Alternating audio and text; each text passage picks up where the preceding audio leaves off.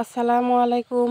ঈদ মুবারক। কেমন আছেন আপনারা? আশা করি যে যেখানে আছেন ভালো আছেন, সুস্থ আছেন। তো ঈদ মোটামুটি সবার কাছ থেকে বিদায় নিয়ে নিল। মোটামুটি বলতে সবার কাছ থেকে বিদায় নিয়ে নিল ঈদুল ফিতর। তো ঈদুল আজহার জন্য আমরা সবাই প্রস্তুতি নিচ্ছি।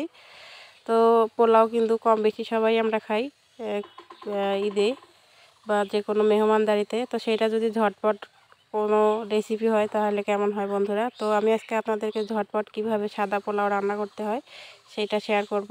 তো আজকে আমি আপনাদেরকে রাইস কুকারে কিভাবে ঝটপট সাধারণ কিছু উপকরণ দিয়ে সাদা পোলাও রান্না করে দেখাবো। আশা করি ভিডিওটি না টেনে আমার সঙ্গে থাকবেন, আর আমার ভিডিওটি ভালো লাগলে লাইক কমেন্ট এবং শেয়ার করে দেবেন। তো চলো তাহলে বন্ধুরা ভিডিওটি শুরু করা যাক। তো আমি এখানে 1 কেজির মতো পোলাও চাল নিয়েছি। এটা হচ্ছে চিড়ি গুঁড়া চাল। তো ধুয়ে আমি পানি ঝরিয়ে নিয়েছিলাম। তো আমি এখন চালগুলো রাইস কুকারে ঢেলে দিলাম। এখন আমি আদা রসুন বাটা একসঙ্গে 2 চা চামচ দিয়ে দিলাম, 1 চা চামচ করে। তো আমি তেল দিয়ে দিলাম 1/2 কাপের মতো। তো সব কিছু আমি অল্প উপকরণ দিয়ে রান্না করে আপনাদেরকে দেখিয়ে দেওয়ার চেষ্টা করব। তো 2টা তেজপাতা দিয়ে দিলাম পেঁয়াজ বড়টা সাইজের 2টা।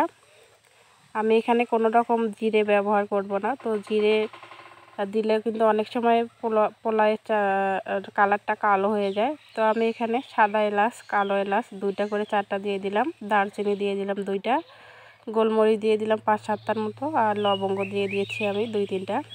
এখন দিয়ে দিলাম কাঁচামরিচ, এবং এখন দিয়ে দিচ্ছি আমি স্বাদ বুঝে লবণ। তো আপনারা স্বাদ বুঝে লবণ দেবেন। তো লবণটা অপশনাল, আপনারা চাইলে স্কিপও করতে পারেন, আর দিলে পরে স্বাদটা দ্বিগুণ হয়ে যায়। তো এখন আমি সবগুলো উপকরণ খুব ভালোভাবে মিশিয়ে নিচ্ছি। তো আমি চেষ্টা করেছি সাদামাটাভাবে আপনাদেরকে দেখিয়ে দেওয়ার। আহামরি কোনো কিছু দিয়ে আমি রান্না করি নাই, একদম ঘরোয়াভাবে অল্প উপকরণে আমি আপনাদেরকে রান্না করে দেখানোর চেষ্টা করেছি। তো এটা হচ্ছে এই মগ। তো আমি এই মগ দিয়ে যেহেতু 3 কাপ চাল নিয়েছি, এই 3 মগ। তো আমি এখন এটাতে 4 মগ পানি দিয়ে দেব। তো 4 মগ পানি দিয়ে দিচ্ছি। তো আমি দিয়ে দিচ্ছি হচ্ছে কাঁচা পানি, মানে ঠান্ডা পানি দিয়ে দিলাম। তো আপনারা চাইলে এখানে গরম পানিটাও ইউজ করতে পারেন। তো আমি ঠান্ডা পানিটাই দিয়ে দিলাম। তো এখন আমি 4 কাপ পানি দিয়ে ঢাকনা দিয়ে ঢেকে রাখছি 15-20 মিনিটের মতো। তো আপনারা চাইলে আরও কম সময়ে রান্না করতে পারেন। তো যা রাইস কুকারে যেমন সময় লাগে, তো আমার 15 মিনিটে এই রান্নাটা হয়ে যায়। তো দেখো 15 মিনিট পর একবার আমি নেড়ে চেড়ে দিলাম। তো এখন আমি কিছুক্ষণ পর ঢাকনাটা সরিয়ে উপর দিয়ে একটু ঘি দিয়ে দেব। তো ঘি দিয়ে দিলে জানোই সব খাবারের ফ্লেভারটা অন্যরকম আসে এবং খেতেও দুর্দান্ত হয়, স্বাদটা দ্বিগুণ হয়ে যায়। তো আমি মানে ধোয়ার জন্য একটু ঘোলা লাগছে, তো এটা কোনো ব্যাপার না। তো আমি 2 চা চামচের মতো ঘি ব্যবহার করছি। তো এটা দেশি গাওয়া ঘি, আমার হোমমেড বলতে আমি বাসায় এটা তৈরি করেছি, সেটাই দিয়ে দিলাম। তো আপনারা চাইলে কেনা কোনো ঘিও ব্যবহার করতে পারেন।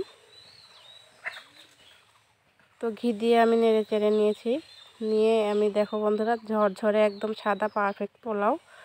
তো আপনারা চাইলে মাত্র 10 মিনিটে এভাবে ঘরোয়াভাবে পোলাও রান্না করতে পারেন, কোনো রকম ঝামেলা ছাড়াই ঝটপট। তো দেখো কতটা পারফেক্ট আর ঝরঝরে হয়েছে। তো উপর দিয়ে আমি একটু পেঁয়াজ বেরেস্তা দিয়ে দিচ্ছি।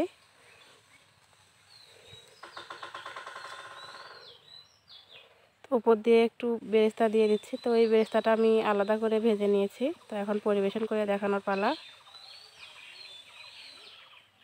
তো বন্ধুরা এই দেখো আপনাদেরকে আমি পরিবেশন করে দেখালাম। উপর দিয়ে একটু কাঠবাদাম আর কাজু বাদাম দিয়ে দিলাম, দিয়ে আপনাদেরকে পরিবেশন করে দেখালাম কতটা সফট আর কতটা ঝরঝরে হয়েছে।